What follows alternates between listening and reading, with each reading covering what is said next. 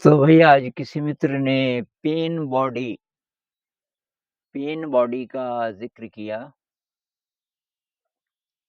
तो मैंने बहुत साल पहले ये एकहार्ट टोले जी की एक किताब पढ़ी थी, शायद द न्यू अर्थ ऐसा कुछ टाइटल था।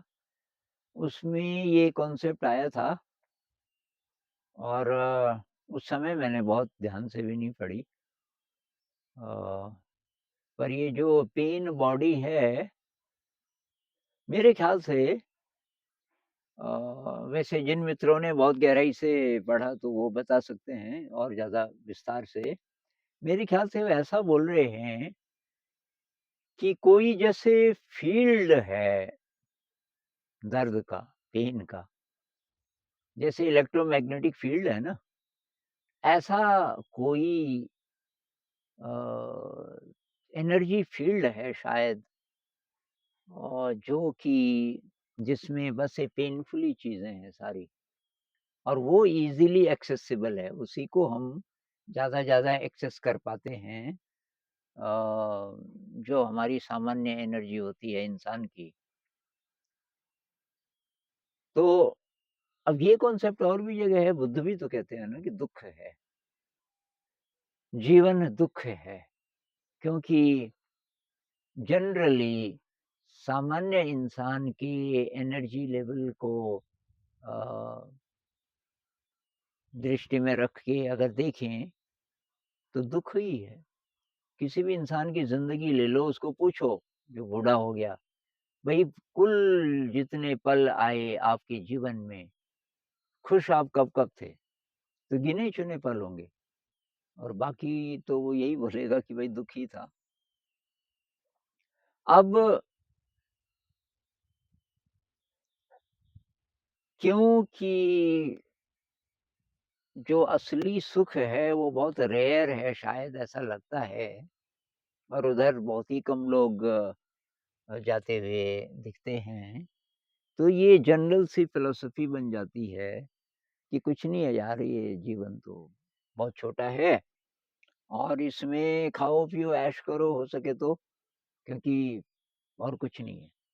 तो तब हम दुःख की फीलिंग को, दुःख के सेंसेशन को दुःख के विचारों को ढकने के लिए, कवर करने के लिए बहुत-बहुत जतन करते हैं। जिनके पास पैसा है तो वो ईट, ड्रिंक एंड बी मैरी जैसे बोलते हैं ना, तो उसके लिए प्लेज़र, तरह-तरह का प्लेज़र।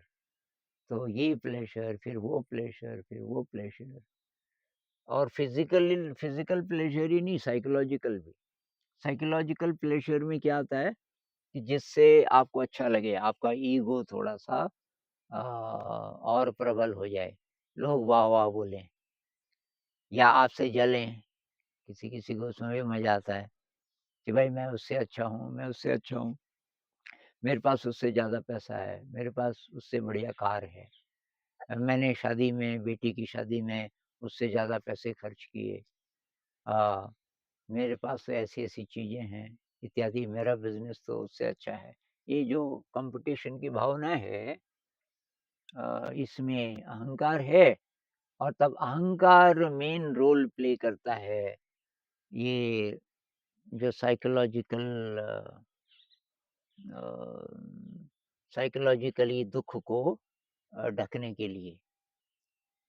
लेकिन लॉन्ग रन में कुछ काम नहीं आता। ज़िंदगी किसी तरीके से हमने काट भी ली, खूब पैसा-पूसा था, किसी तरीके से भई लोगों की नज़र में दूसरे लोग सोचते हैं कि वाह जी वाह! ये आदमी देखो कितना ज़्यादा मज़ा कर रहा है, ऐसे वालों के मज़े हैं, ऐसे मुझे कमेंट्स भी आते हैं कि जी उनकी तो वाह-वाह होती है, वो कुछ भी नहीं करते और बहुत पैसा कमा रहे हैं। इंडस्ट्रियलिस्ट है कोई, तो काम तो दूसरे कर रहे हैं और उसके पास अरबों-खरबों पैसे हैं और हम दिन भर मेहनत करते हैं, जो फैक्ट्री में जो कोई लेबर का काम करते हैं, मान लीजिए कोई कितने-कितने घंटे, कई तो ये कागज़ का भी काम बहुत ज़्यादा करवाते हैं कुछ लोगों से और फिर भी गुज़ारा ही चलता है। तो उनके अंदर आक्रोश आ सकता है, गुस्सा आ सकता है, इनजस्टिस है समाज में और ईश्वर है तो कहाँ है? तो कुछ लोगों की ये भी परिभाषा बन जाती है कि ईश्वर है ही नहीं।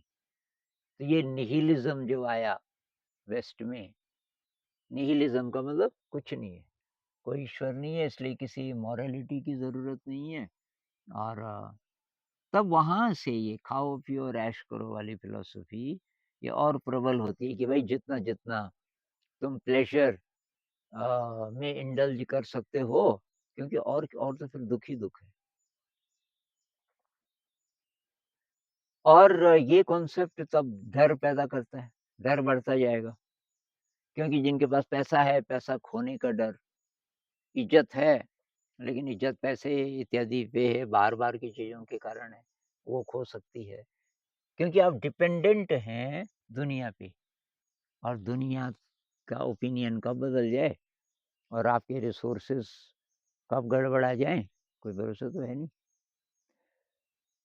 तो अंत समय में किसी-किसी को ख़्याल आता है, कुछ लोगों के मैं अंत समय के इंटरव्यूज़ देख रहा था, ये जो फ़िल्मी लोग हैं, अंत में तो एक जो विलेन का रोल करते थे, कमाल की एक्टिंग। कह रहे थे यार मेरे पास सब कुछ है, लेकिन अंत में तो सब छिन जाएगा, अंत में तो मृत्यु है, तो क्या फ़ायदा हुआ? तो उन्होंने अपने बच्चों को बोला इस फ़ील्ड में मत आओ तुम, कुछ और करो, कुछ मेहनत का काम करो। ये ठीक नहीं है, कम से कम तुम्हें ये तो लगेगा मैंने मेहनत से पैसा कमाया। और ऐसे कई लोगों का। कुछ लोग थोड़ा बहुत सोशल वर्क कर लेते हैं, पैसे से पैसा बहुत ज़्यादा आ गया, तो थोड़ा-सा सोशल वर्क कर लेते हैं।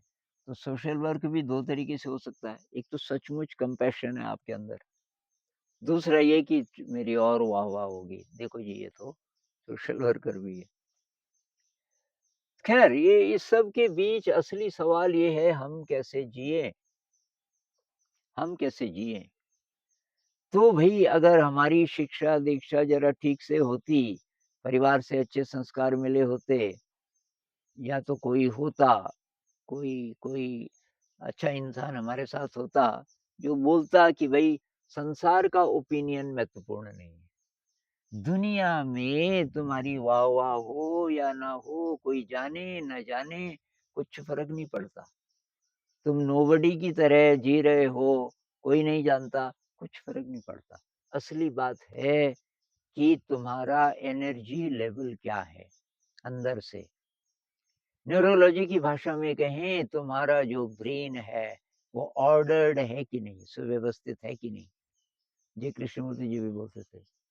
सुव्यवस्थित अगर है आपका ब्रेन, तो माइंड को एक्सेस कर सकता है, इन्फिनिट एनर्जी फील्ड। तो रूपर्ट शेल्ड्रेक एक हैं, अभी भी ज़िंदा होंगे मेरे ख़्याल से, बहुत बड़े साइंटिस्ट, कुछ उनको मानते हैं, कुछ उनको नहीं मानते क्योंकि वो अलग ही बात करते हैं। वो कहते हैं एक मॉर्फोजेनेटिक फ़ील्ड है, मॉर्फोजेनेटिक जेनेटिक फ़ील्ड है और उस फ़ील्ड में सब कुछ है। ये कॉन्सेप्ट तो हमारे यहाँ भी है, हिंदुइज़्म या दूसरे धर्मों में भी है, जो यहाँ के मतलब ओरिएंटल जो रिलिजन्स हैं, उनमें भी है कि सारा किसी फ़ील्ड में, कुछ लोग आकाशिक फ़ील्ड भी बोलते हैं। इंसानियत ने, इंसानों ने जब से अर्लीस्ट टाइम से जो-जो किया, सोचा, वो सब उस फ़ील्ड में है। और उस फ़ील्ड में जो ऊपर-ऊपर है, जो ईज़िली एक्सेसिबल है, वो ये दुःख के अनुभव हैं, दुःख के, हिंसा के। और डीप अगर आप जाओ, तो वहाँ बुद्ध लोगों की चेतना है। वहाँ अपने गौतम बुद्ध हैं, जीसस हैं, हमारे ऋषि-मुनि हैं, ये जो लोग थे, इनकी चेतना भी है जिसको हम एक्सेस कर सकते हैं। लेकिन उसके लिए गहरे जाना पड़ेगा, उसके लिए साधना है। कबीर साहब कहते हैं ना कि जिन ढूँढा तिन पाइया, गहरे पानी पैठ। गहरे नहीं जाएँगे तो यही फ़िलॉसफ़ी रह जाएगी हमारी कि कुछ नहीं है, निहिलिज़्म है और समाज में ये है और वो है। यही हम बार-बार ही देखते रह जाएँगे। लेकिन गहरे पानी पैठ थोड़ा साधना करेंगे, तो हमको हमको स्पर्श मिलना शुरू होगा कि यार कोई चीज़ है, कोई विराट एनर्जी फ़ील्ड है, वो जब आपको एक्सेस होने लगे ज़रा-ज़रा भी, बस तब आप माला-माल हो गए। अब आपको कुछ नहीं चाहिए, बाहर का कुछ नहीं चाहिए क्योंकि अभी शरीर को रोटी, कपड़ा, मकान ये तो मुश्किल बात नहीं है ना। ये तो जुटाना मुश्किल बात नहीं थी, ये तो है ही हमारे पास। अ, तो एक ही बात है, घुमा-फिरा के एक ही बात है कि अगर हमारी नज़र दुनिया की तरफ है, कि दुनिया से कुछ मिलेगा और तब मेरी ज़िंदगी में ज़्यादा मीनिंग होगा, तब मैं सुखी हो जाऊँगा, इल्यूज़न है। इसलिए कबीर साहब कहते हैं, "जब तक नाता जगत से, तब तक भक्ति न होए।" नाता का मतलब साइकोलॉजिकल डिपेंडेंस।